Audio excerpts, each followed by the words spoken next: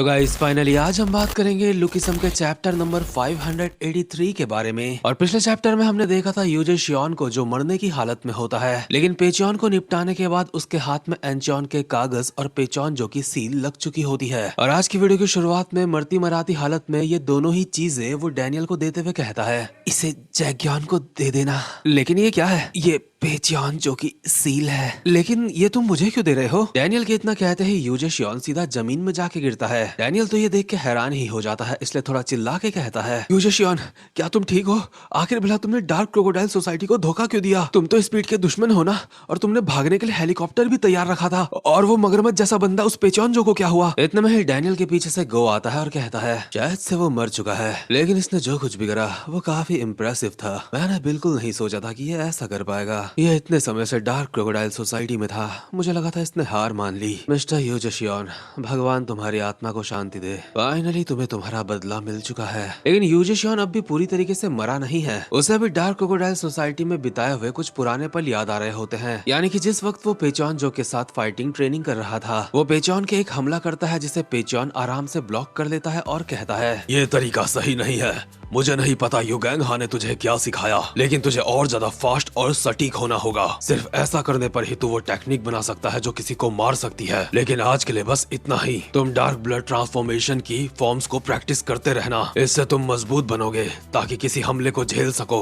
लेकिन मेरा आपसे एक सवाल है, मैंने ये सोसाइटी युगैंग हा को मारने के बाद ज्वाइन करी है, लेकिन उसके बावजूद भी आप एक धोखेबाज के साथ इतना प्यार से क्यों रह रहे हो? क्या आपको इस बात का डर नहीं कि मैं आपकी ही सिखाई हुई टीचिंग्स को डार्क क्रोकोडाइल सोसाइटी के ऊपर इस्तेमाल करूंगा? जो बच्चा अपने पेरेंट्स को मार देता है उसे लोग बहुत बुरा कहते हैं, लेकिन अगर पेरेंट्स मर भी जाए उसके बावजूद भी वो अपने बच्चे से नफरत नहीं करते। यूजे, क्या तुझे वो दिन याद है जब तूने डार्क क्रोकोडाइल सोसाइटी को ज्वाइन करा था? बिल्कुल उसी पल से मैंने तुझे अपना बेटा मान लिया था, और अगर तू मेरे ऊपर हमला करता है तो इसका मतलब यही मेरी किस्मत में लिखा था, और मैं कोई ऐसा बंदा था जिसकी मौत तेरे ही हाथों से होनी थी। कुछ भी कहो, इस मगरमच्छ की ये वाली बात तो काफी सही लगी मुझे। मतलब कि इसने खुद दूसरों के बापों को मार डाला कईयों को, लेकिन खुद एक अच्छा बाप बनने की हमेशा कोशिश करी है। प्रेजेंट मोमेंट में यूजे शियोन जो अपनी आखिरी सांसें गिन रहा है, अपने मन में कहता है, मुझे अपने पापों की कीमत चुकानी ही होगी।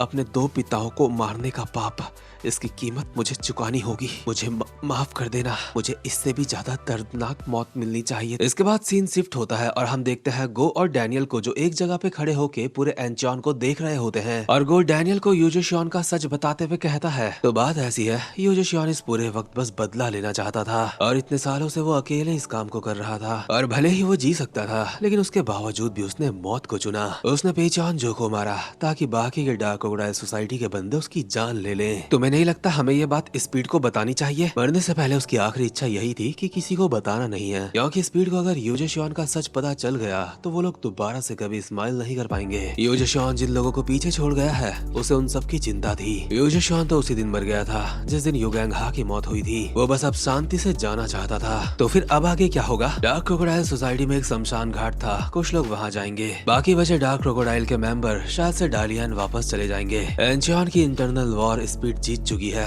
तुम लोग जीत चुके हो। ये कहते हुए गो यहाँ से जा रहा होता है, लेकिन डैनियल पीछे से कहता है, हमारी मदद करने के लिए तुम्हारा बहुत बहुत शुक्रिया। इसकी कोई जरूरत नहीं, मैं बस यहाँ पे एक मरे हुए इंसान की इच्छा पूरी करने के लिए आया था। इसके अगले सीन में हम देखते हैं गो सैमुअल के साथ कार में जा रहा होता है और हॉरैंग सॉर्ड की तरफ देख के कहता है, भले ही मैं इसको इस्तेमाल नहीं करूंगा, लेकिन उस बुड्ढे ने कहा था इसलिए मैं इसको अपने साथ लेके जा रहा हूँ। सैमुअल हर बार की तरह सुट्टा मारते हुए कहता है, गो किम, आपने बहुत मेहनत करी। हाँ, तूने भी। ये बता, गिल्टी गेम की तरफ से कोई अपडेट आई? नहीं, कुछ भी नया नहीं है। क्या मैं उन लोगों से टच में आऊं? ना, रहने दे।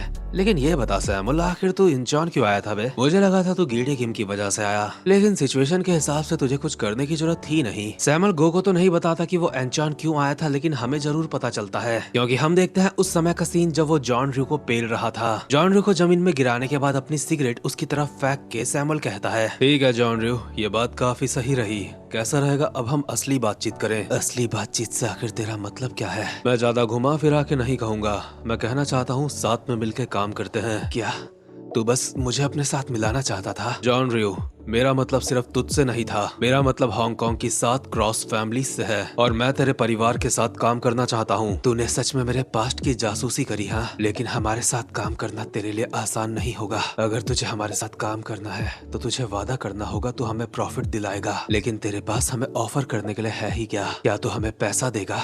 लेकिन हमारे पास पहले से बहुत है। जॉन रियो, पैसा तो तेरी फर्स्ट प्रायोरिटी थी ही नहीं, इसलिए चला थोड़ा सा और ईमानदार होके बात करते हैं। मैं बात कर रहा हूँ हांगकांग के ताइवानियों की, जिन्हें ना चाइना वाले लोग एक्सेप्ट करते हैं ना ही ताइवान वाले लोग। इसलिए तुम लोग साथ में आए और बनाई 7 क्रॉस फैमिली। नफरत और अपमान तुम लोगों का पीछा तुम्हारे जन्म से ही कर रहे हैं और इसकी वजह है तुम्हारा ओरिजिन। तुझे लगता है पैसा और पावर ये सब कुछ बदल सकता है? चाहे तुम कितना भी पैसा और पावर कमा लो, तुम रहोगे तो हांगकांग के ताइवानी ही। तुम एक ऐसी सोसाइटी में रहते हो जहाँ लोग तुम्हें तुम्हारी एबिलिटीज से जज नहीं करते बल्कि तुम्हारे ओरिजिन से करते हैं, और इस वजह से तुम्हारे हाथ हमेशा निराशा ही लगेगी। लेकिन पेचानजो ने तुम्हें तुम्हारी एबिलिटीज की वजह से अपने साथ मिलाया था, लेकिन फिर भी 7 क्रॉस फैमिलीज को वो नहीं मिला जो वो चाहते हैं। लेकिन मैं अलग हूँ, मैं 7 क्रॉस फैमिलीज को वो दे सकता हूँ जो वो चाहते हैं। मैं एक ऐसी दुनिया बना सकता हूँ जो तुम्हारी इज्जत करे। तो ये बात काफी कॉन्फिडेंस के साथ बोल रहा है।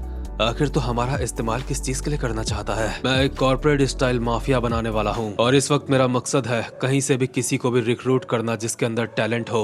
मैं कोई छोटा मोटा राजा नहीं बनना चाहता इस छोटी सी कंट्री के अंडरवर्ल्ड का। मेरा मकसद बहुत बड़े लेवल का है, क्योंकि मैं बनना चाहता हूँ इस पूरी दुनिया का राजा। जॉन रे अपनी जगह पे उठ चुका होता है और कहता है, तू सच में पागल है। तुझे इस बात का अंदाजा भी है तू किस सपने को पूरा करने की कोशिश कर रहा है? तूने सही कहा, मैं पागल हूँ, लेकिन तुझे पता है आज तक जो कोई भी राजा बना वो पागल ही था। हम वापस से प्रेजेंट मोमेंट में आते हैं जहाँ पे गो कार में सो चुका होता है और सैमुअल उसको कहता है, मिस्टर गो किम, मैं आपका शुक्रगुजार हूँ, लेकिन मेरा अपना एक मकसद है। लगता है जल्दी ही आगे वो 2 रास्ते आ रहे हैं जो एक दूसरे से होते हुए जा रहे हैं। मतलब कि सैमुअल के किंग ऑफ वर्ल्ड बनने में कहीं न कहीं उसकी मुलाकात गो किम से भी होगी और वो दुनिया का राजा बनेगा भी या फिर नहीं, ये बात अभी कंफर्म नहीं है। वैसे भी सैमुअल से भी काफी खतरनाक बंदे हैं दुनिया का राजा बनने के लिए। इसके अगले सीन में हम देखते हैं योवुला को जो समुद्र किनारे खड़ी होती है और अपने मन में कहती है, डैड सब कुछ खत्म हो गया, भगवान आपकी आत्मा को शांति दे। और डैनियल लोगों की तरफ देखते हुए कहती है, मुझे तो ये भी नहीं पता कि क्या कहूँ। मैंने ये बिल्कुल भी नहीं सोचा था